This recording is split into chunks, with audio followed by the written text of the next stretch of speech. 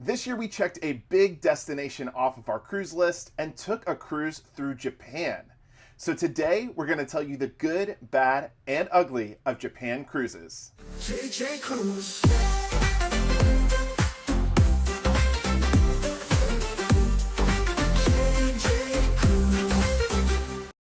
Hey everybody, what's up? My name is Jordan. And I'm Jared. And this is JJ Cruise. Thank you so much for coming into the video today. Well, today is all about Japan. We are on our last day of a 12-night cruise to Japan, and we spent a week in Japan before this. So we're going to bring you all of the tips and information for your Japan cruise. But before we get into it, please subscribe to the channel. We're on the road to 100,000 subscribers, and you can be a part of our first 100,000 on YouTube. It's free to you, means the world to us, and you can always unsubscribe later if the content doesn't suit you. By the end of this video, you're going to have all the information that you need for your cruise to Japan, including cruise tips for cruising through Japan, excursion information that is vital to make sure you're getting the most out of your cruise excursions, and our thoughts. What did we think of our trip? We will provide our full, honest review for you all on our Japan cruise. The good, the bad, and the ugly. And the ugly is something that if you don't know it before you book your Japan cruise and sail on your Japan cruise, well, you're gonna have a really miserable time. Let's kick this off by talking about the good. Now, we took this cruise out of Yokohama, Japan, which is the port city that is closest to Tokyo, which happens to be the largest city in the world. This was a 12-night cruise, and we hit up some of the most popular destinations in Japan, including Osaka, Kobe, Kyoto, Hiroshima, Hakodate, and also dipped for a day into South Korea to visit Jeju Island. The number one question we get is, who are Japan cruises for? Well, we can tell you who is on board our cruise and who we believe it's for after taking this cruise. First and foremost, the average age is in the 50s, but there are a lot of people from teenagers, college-age students, to that of elderly and grandparents on board this cruise. It really has a wide range of types of ages and demographics on board. The cruise is also very diverse. There are people here on this Japan cruise from all around the world. We've met people from North America, from Australia, New Zealand, from parts of Europe and the UK. This is truly a multicultural cruise with people kind of coming from all different places and backgrounds with one common shared interest, and that is Japan. On top of those demographics, we believe this cruise is great for solo travelers, and we're gonna say so for a few reasons. First and foremost, this is one of the safest countries in the world. Japan also has the most welcoming people. Despite there being a language barrier, they will make sure that you are welcomed and comfortable during your travels, which makes this another great destination for solo travelers. So we talked about who's on board, but who is this cruise really for? Well, it's for those that want to dive into a new, unique culture. This is an ancient, historic culture that has so much rich history, and the people still celebrate that history every single day.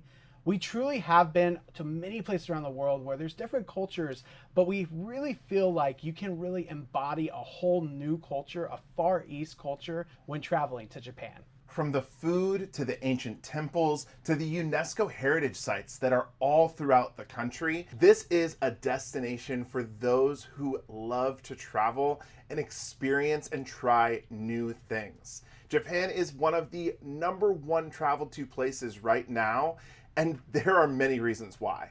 Let's talk about the good of transit within Japan, or even to Japan.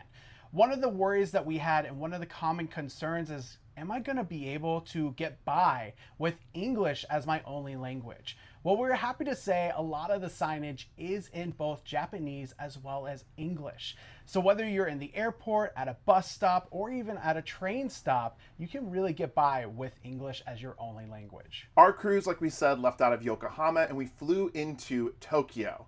Now, getting around to Tokyo and large cities like Osaka are very easy to do with their public transit system.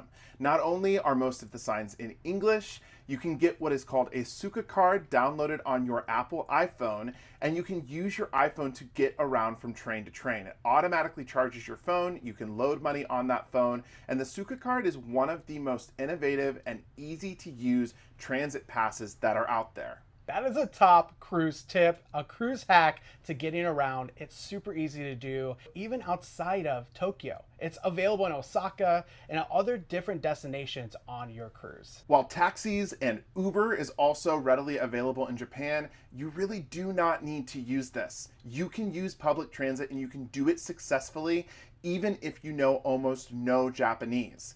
Use the public train systems when you are here to make your trip more affordable and to save a few dollars. We all love saving money, and this is a great saving money tip. Definitely use the train system. Speaking of money, right now the conversion from yen to USD, which is the currency that we use, is actually very favorable. Things are not that expensive in yen over here, even in places like Tokyo, and we found that the conversion rate was very much in our favor, which made this a lower cost trip than some other destinations like going to Europe, Norway, or even Iceland. A great example of this great conversion is in the food in the restaurants, which is our next great point. The food is fantastic here, and you can get your food like a ramen, full ramen meal for just $6 or $7 in the US, about 1,000 yen in Japan. Many of our meals we did eat out even while on the cruise because the food is phenomenal here.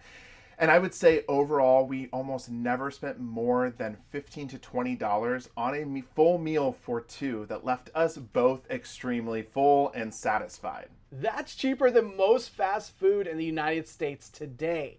And that is a great surprise and one that we love to do while traveling abroad. We talked about eating ramen, which that was one of our main goals while we were in Japan because we both love ramen and there's different types of ramen throughout the country. Now, if you are also a ramen lover, we recommend downloading the app Ramen Beast. It's an app where locals will review different ramen restaurants in different parts of Japan. It was actually available in every city that we went to. The great thing, this is another money-saving tip because this is a free app to learn about the different types of ramen and going to the right ramen restaurant for you. Jordan doesn't like seafood, and there's a lot of seafood-based ramen. Well, if we would have made a mistake and just gone to a random local shop, he would have gotten a seafood broth that he would have not liked, and that would have wasted money. So save your money, go to a ramen shop that you are looking forward to, and you'll be pleasantly surprised by how tasty and delicious this ramen is. Not that this is a good or a bad point, but a lot of people wonder if you also leave tips or if it's customary to tip in Japan, and they do not have a tipping culture in Japan. So when going to a restaurant, what you actually see as the price is what you're going to pay, and there's nothing additional in terms of tipping that is normal within that meal. Now let's talk about the good about the actual onboard experience on board your cruise ship. And we can only say for our cruise ship, which was Celebrity Millennium. This was 12-night voyage, and there was a lot of cool, unique experiences to be had in food, drink, and entertainment while on board. There was a Japanese pop-up bar that they had cocktails available for $10 on board. There was drummers, traditional Japanese drummers that came on board and did a show while we were here, as well did a seaside show in one of the towns as we were sailing away. On top of this, in the main dining room, there were special menu items that the chef had every single night. A lot of times these were from Japan, based in Japan, local dishes for the ports that we were going to. We really enjoyed having that culinary delight of having Japan on board as well as when we're at port. Now let's talk about our excursions. We did two pretty big tours while we were here, one in Kyoto and one in Jeju Island, South Korea. Now, both of these tours were 8 to 10 hours long. They cost about $150 to $250, depending on the sail that you got the excursion on. But what was great about these excursions was we hit massive points all throughout the destinations, all while having a local tour guide and learning some of the rich cultural history and tradition of the area that we went to.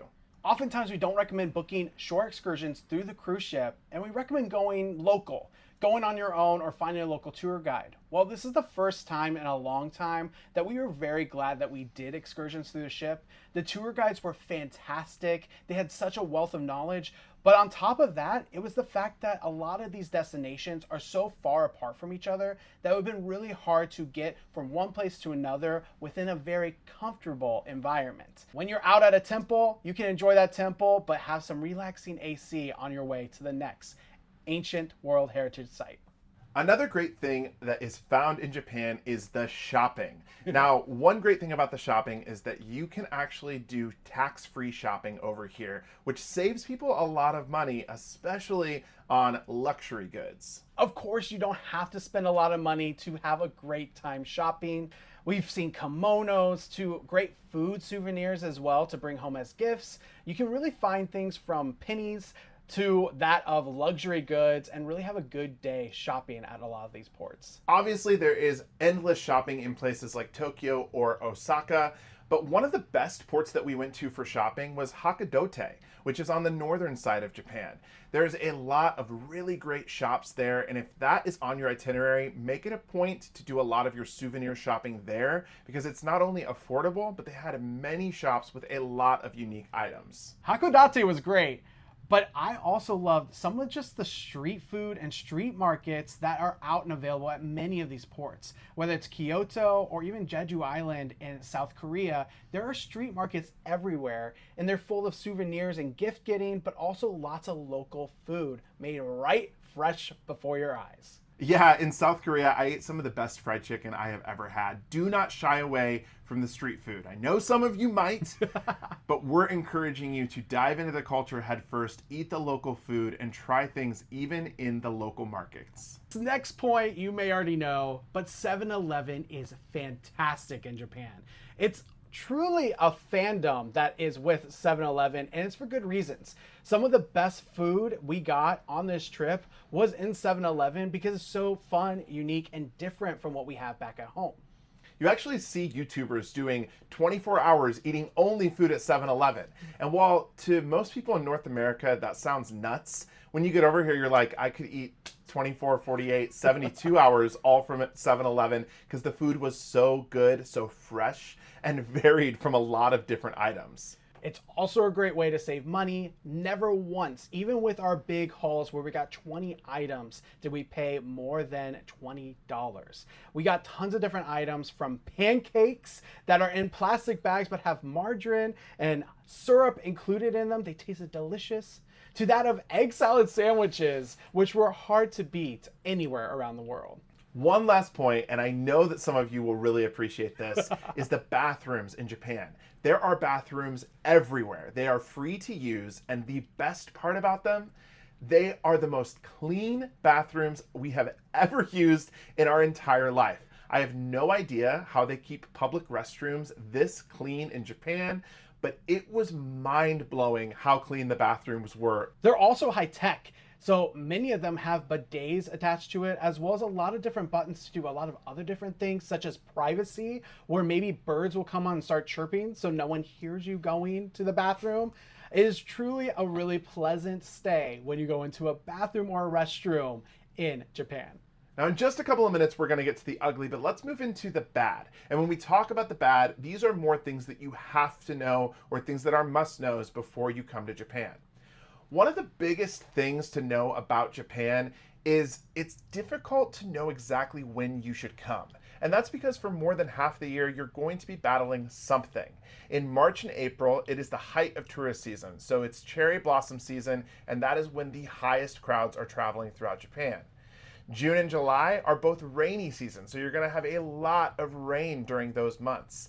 July, August, and part of September is the heat. And that is while we were here. And we can report back that it is the hottest heat we have maybe ever felt during our travels. And then you get into typhoon season, which we're also partially in. So there really isn't a fantastic time to go to Japan and make sure that you have the best time possible. You're going to be dealing with something most of the year. And of course, in the winter months, it can be cold and in certain parts, even snowy. So let's talk a little bit about the weather. I said this was the hottest heat we have ever experienced. We were here in mid to end August, and it was about 90 to 97 degrees with 80 to 95% humidity almost every day. When the feels like temperature is over 100 degrees, you feel it. And we would be outside just for maybe 2 minutes before we started getting drenched in sweat. Now, this is something to note that when this happens, it's very dangerous. You're going to be in a lot of different communities that you are not accustomed to, and you will be sweating like no one else's business. And that can be very dangerous because you don't want to have a heat stroke or get overheated and pass out. So the main tip here is to keep hydrated. And of course, water is always a great option, but if you don't have water and you find something called Picari Sweat, that is Japan's version of Gatorade. That is a really great thing to drink, and many Japanese people drink when it is this hot out. You can find it in a lot of vending machines, which there are plenty of vending machines everywhere, but Picari Sweat is definitely something to add to your list when coming to Japan. It's also recommended to have those portable fans, umbrellas to be shaded from the sun, and use lots of sunscreen while here. Those are some main tips, but there's way more you can do than that. Definitely research before you go of what are the best tips for you and your travel. One of the main difficulties in this heat is that while you are here, you are going to walk a lot. We averaged between 15 and 20,000 steps at most ports and most days while we stayed in Tokyo. You have to know that while the public transit system is great, you will walk a lot while you are over here on this trip. This isn't just flat ground either. There are a lot of inclines, lots of steps, and when you're walking through these steps and inclines, before you know it, you are dehydrated. So once again, make sure that you are well prepared before you go out, while you're out, and when you come back to your hotel or cruise ship to ensure that you are okay in this heat. Now, we mentioned in the good that there's a lot of signage in English, and in the bigger cities like Tokyo or Osaka, there are a lot of people that also speak English. Well, in some of these other cruise ports though, the smaller communities, they don't speak as much English. So one of the best cruise hacks or cruise tips here is to download the Japanese or Korean language to your Google Translate. We get this all the time. A lot of people are saying, oh, well, I don't have Wi-Fi off the ship, so I don't need Google Translate because it won't work. Wrong. You can actually download for free Japanese, Korean, whatever language you're going to for a country to visit, and then have it available while at port. Of course, not all functionality with Google Translate will work with that, but the basics are going to be there to where you can translate and show your phone a translated text when you're in a bind or when you want to get through to someone of a question or an answer you need. Let's talk again about money. Now, something that you're going to need while you're traveling to all of these cities is cash. Cash is very important because especially if you go into smaller ramen restaurants or other types of smaller venues, they will only take cash, and they will also only take small bills. You really need a lot of 1,000 yen bills as well as coins. We actually got stuck a couple of times without smaller bills, which thankfully some locals exchanged some yen with us for smaller bills. But just be prepared and have those smaller bills ready when you're going to places like souvenir shops and restaurants. Just as a reminder, for current conversions today, 1,000 yen is just under $7 US. You can kind of do the other conversions at home if you're in another country, but that is why it is so valuable to have those lower bills, because even though 1,000 yen sounds like a lot, it really isn't a lot of money, and they won't really translate or convert those higher bills like 10,000 yen or 5,000 yen at these local ramen shops or even local shopping venues. This is something that isn't necessarily bad, but it is a very important thing to know because you always want to be respectful of other cultures, and Japan has a lot of different types of traditions. In general, on the subway and in restaurants, most people do not talk. They are very quiet, and people will sit very quietly, sometimes even alone, and enjoy their meal without talking. The same goes for the public transit system. So if you go on a subway, you're not supposed to talk on your phone. You're not supposed to talk a lot to others. If you do, you're supposed to whisper and be very quiet and make it as short as possible. One other thing about public transit. Now, these signs are all in English, but it's very important, because I made the mistake once, that you look out for women-only train cars. When you're going on public transit, they have specific cars that are just for women. Now, typically this is just one car, and not all of the trains even have it, but there will be signs everywhere in pink that it is for women only. Men, do not step foot on those cars because you are not welcomed on those train cars. We talked about vending machines being very popular in Japan. And one thing to note is people do not walk and eat or walk and drink. So what you will find is when you get a drink out of a vending machine or you get some street food at a local vendor, you are expected to eat or drink it at that same spot. Why does this matter, you ask? Well, you won't find a trash can or a trash bin anywhere besides that same location. During one of our tours, at one point, we had collected 8 bottles in my bag that I was carrying around because we had no place to throw them away. So this was actually one of the more challenging things that we found while we were here. And it's just something to know, to be prepared for, and understand that in Japan, you really just don't have trash cans. That was the bad or the things that are good to know before you come to Japan or book that Japan cruise.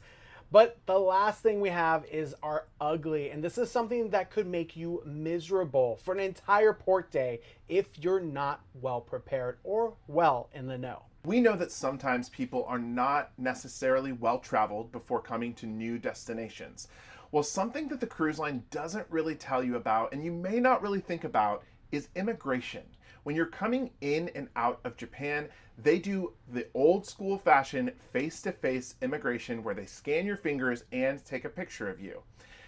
What they don't tell you is that you do this multiple times throughout your cruise because you come onto the ship, you exit Japan to go to South Korea, and then you come back to Japan where you have to go through the whole immigration process again. What makes this more of an ugly and not something you can really prevent, but you need to know, is that Japanese customs tends to take a long time.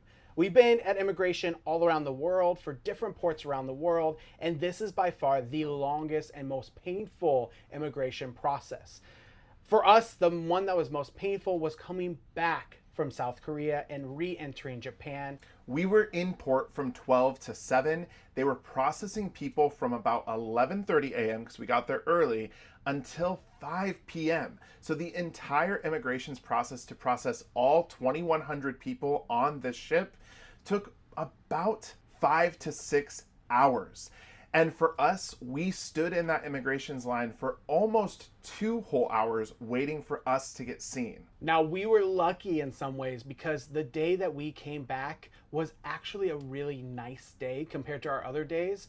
But waiting outside for an hour, which is what you would have to do normally in a really hot day, would be very, very miserable. Now, it was miserable already for many people, but if we had an added layer of heat on top of it or any other bad weather, this would have been nearly impossible for many people that are older or have different types of concerns with standing long time. Immigration is something that has to happen all over the world. And you have to remember that you are a visitor to this country. So you really have no choice but to go through the process if you want to come here. It's just something good to manage your expectations. After you go to Korea or another country and come into Japan, it would be a very good idea to not schedule any type of private tour with a third party that day, because there's a chance that you don't know how the day is exactly going to go. For us, this was gonna be in Kagoshima, but our cruise got rerouted to Hakodate. That is why we had it in Hakodate instead of Kagoshima. If it would have happened in Kagoshima and we had a private tour, we would not have gotten to that private tour in time, and it would have been a waste of money. So make sure you listen to what Jordan just said. Do not book that private tour for that day.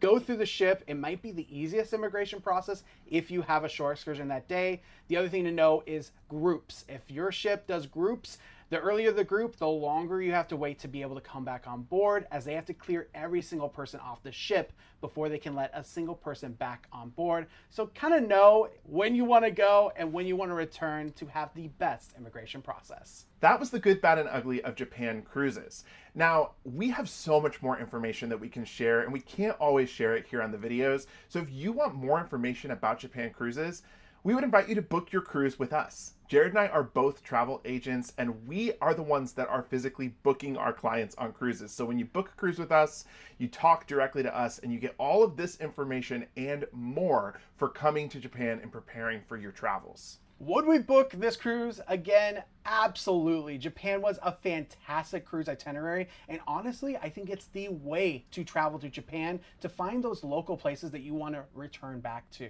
Let us know in the comments if Japan is on your list. Is this a destination that you would ever want to travel to? Have you been to Japan? Do you agree with us? Do you disagree with us? The comments are open, and we invite everyone to leave a comment on this video. Don't forget to subscribe to the channel and hit that thumbs up while you're there. And until next time, see ya! Jane